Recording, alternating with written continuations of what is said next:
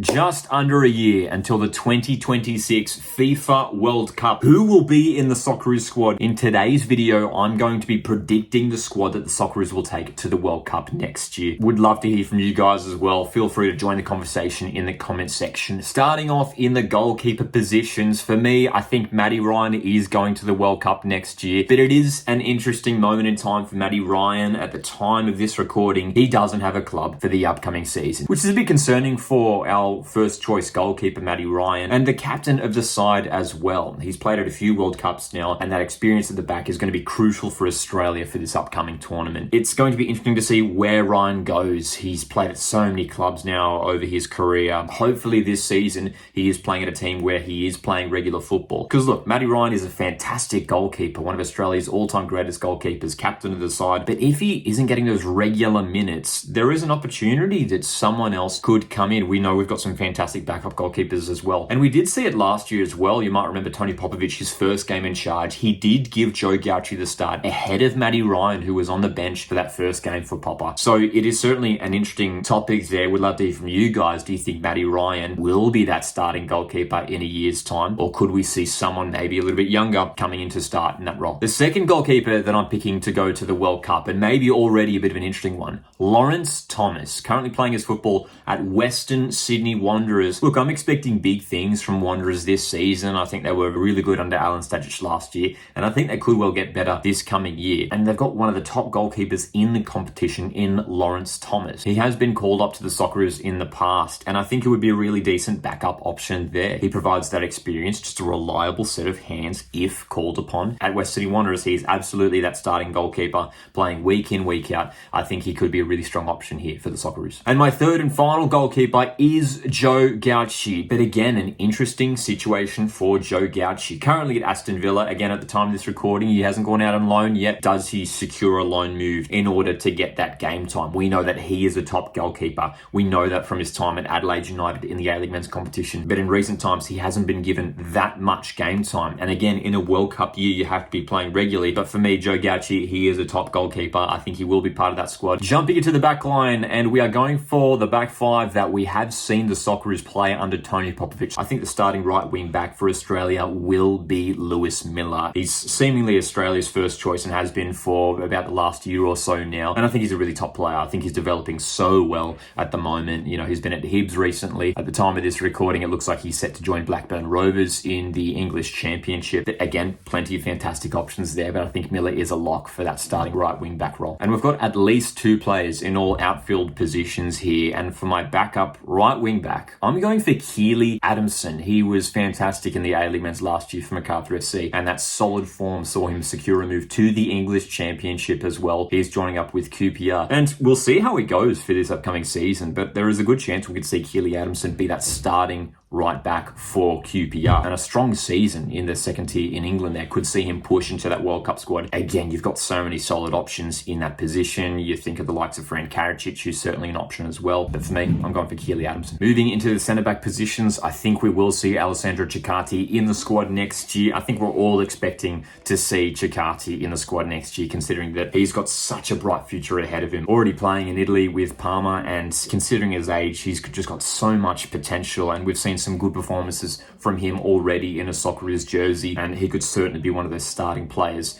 in a back three there for the Socceroos. My next starting centre-back is Harry Souttar. We know he's currently out with a long-term injury, and hopefully he does recover well from that. But we just think about the performances that Souttar put in at the 2022 World Cup. He was just absolutely phenomenal. His partnership alongside Kai Rolls. So hopefully it's another big tournament coming up for Harry Souttar. If that recovery does go well, he should be in the Australia squad next year. And my left-sided starting centre-back is Cameron Burgess. Secured a move to Swansea City in the English Championship for the upcoming campaign. Was playing in the English Premier League with Ipswich Town last season as well. He's stepped up as one of the Socceroos' first choice centre-backs at least in recent months, in the past year or so now. Again, just with his strength, just with his height, the physical attributes that Burgess has just makes him such a fantastic option. If you're starting with those three centre-backs there, Ceccarti, Souttar, Burgess, that's a very tricky back three to break down, and that's a back three who are going to be dominant dominant in the air as well. 3 backup centre-back options as well, and a couple versatile players in here also. The first one I'm going for is Jason Guerrier. Tony Popovic obviously has that connection with Jason Guerrier at club level, has brought him into the Socceroos setup, and he has looked very solid for Australia. Versatile as well, whether he plays on that right side of a back three, even in a right wing back position, that versatility could really help Australia in this tournament. It's always handy having those sorts of players who can play a few different positions, and Jason Guerrier is that guy, and he'll be bringing that experience as well. It's important to have that balance of, the exciting young players, those experienced players who can really dig deep in crucial matches. The next centre back I'm going for is Hayden Matthews. Again, one of these really exciting young central defenders who hopefully will have a big season at Portsmouth this campaign. Hopefully he stays injury free and could certainly do a decent role filling in at centre back. And the final centre back option that I'm going for is Kai Rolls. Again, he's just been such a fantastic player for the Socceroos over recent years, highlighting his performances in the 2022 World Cup. I thought he was really solid in that tournament. Now playing his football over in the MLS. Hopefully it's consistent minutes for Kai Rolls. It'll be interesting to see whether he goes for a move in January next year, whether he stays in the MLS or maybe he goes back to Europe. So we'll keep an eye on what Kai Rolls does. But again, left-sided centre-back, another great option there for Tony Popovic. Starting at left wing-back, I think we can all agree will be Jordan Boss. He's just a player who has, again, such enormous potential considering his age, recently securing an exciting move to Feyenoord, and hopefully he is the starting left-back there at the Dutch club for the upcoming campaign. I look at this current group of players in the Socceroos setup, and he's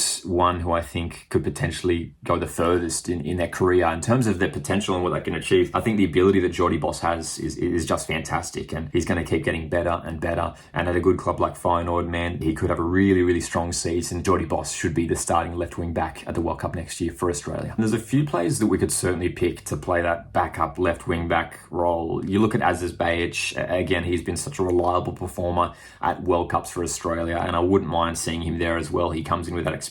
But I think I would go for Jacob Farrell. I think it will hinge on how much does Jacob Farrell feature for Portsmouth this season. Look, if he is playing more often than not, we could well see him in that World Cup squad. We know that he's, again, another one of these exciting young defenders with enormous potential, defensively really solid, but going forward dangerous as well. If maybe he does struggle for minutes, we could well see Aziz Bayic come in to fill that role. But there's certainly some other options we could see there in left wing back as well. Jumping into midfield, Tony Popovic usually plays with the 2 central midfielders. I've gone for 5 players total here. I think the first one will be Aidan O'Neill. He's been in really good form of late, at least at New York City, and hopefully he maintains that form over the next year. And if he does so, if he just stays on the right track, he should be in that World Cup squad. He's been called up to recent squads for Australia. Just a really reliable defensive midfielder, solid on the ball, strong in the tackle, and I think he should be in the squad next year. And starting alongside him, I think will be Jackson Irvine. Such a regular for the Socceroos over the years now, and he'll be a real key experienced player in the squad for Australia at next year's tournament. He's really shown his quality in recent months over the past year for Australia. I get the sense that Jackson Irvine is really enjoying playing under this new system, this Tony Popovic setup. I think he will be in that midfield for next year as well for Australia. The next midfield option for me, I'm going for Max Ballard. Surely he has to be called up to the Socceroos squads over the next year. This is a player who I think a lot of us are scratching our heads as to why he hasn't featured for Australia yet. Great season in the Netherlands last year, and coming into this new season, we're expecting him to continue progressing, and it's going to be hard to ignore Max Ballard if he maintains the current trajectory that he is on. Still relatively young, but similar to Aidan O'Neill, a solid defensive midfielder, great on the ball, able to go forward, dribble forward, fantastic with his passing range as well. I think Max Ballard should be in there as another option. And I think we will see Ryan Teague in there as well. Again, you've got that club connection. Tony Popovic was the head coach at Melbourne Victory when Ryan Teague was there, and hopefully Ryan Teague is really involved this coming season at his club in Belgium. If he is, he should be in that squad. We've seen Teague make a few appearances for the Socceroos in recent months, and he has looked pretty comfortable overall. So again, if he maintains some consistency, Ryan Teague, over the next year, I think Tony Popovic will include him in the squad for next campaign. And the final midfielder that I'm going for is Patrick Yazbek, one of the more underrated midfielders in the Socceroos setup, but again has been called up to recent squads, and another reliable midfield player currently playing his football at Nashville in the MLS. We've got a number of Aussies players playing over in the US. And of course, that'll help for the World Cup campaign next year with those players already playing on that continent. So Patrick Yazbek, I'm picking him as that next midfield option. So you've got 5 midfielders there. I do want to address as well Nectar Triantis. I would love to see Nectar Triantis in this squad. As a Mariners supporter, I'm a big fan of Nectar Triantis, but it's really up in the air at the moment. At the time of this recording, he is still a Sunderland player. We're yet to see where he's going to head for this upcoming season or whether he does stay at the Premier League club in Sunderland. But if he stays there, how much involvement is he actually going to get in the squad? We know Nectar Triantis is a fantastic player, brings that versatility as well, defensive midfielder that can also slot in as a centre back. But not only that, there's also the conversation around which nation is he actually going to represent. He's able to represent Greece as well, and I think he's made it clear that he's not quite sure at this current moment in time who he wants to represent, and I think that's maybe a little bit concerning. But I think for Tony Popovic, he wants players who are committed to this team, committed to the Socceroos. We would love to see Nectar Triantis in this Australia squad. On the right wing, I'm going for Martin Boyle. He's just been such a consistent performer for Hibs in recent years, had a really solid campaign last time around, and hopefully he has another great season in Scotland. But again, provides that experience on that right hand side, very pacey, fantastic with his deliveries as well. Again, I think that experience there, Martin Boyle playing week in, week out in Hibs, so I think he should be in the Socceroos squad next year. And starting on the left wing, I am going for Craig Goodwin as well. So you're looking at 2 players there who are in their 30s, but 2 fantastic players as well. I think Craig Goodwin should have a strong season for Adelaide United when he is playing in the A-League. He is often one of the top players in the competition. He should be leading the way for the Reds this year. And if he does do that,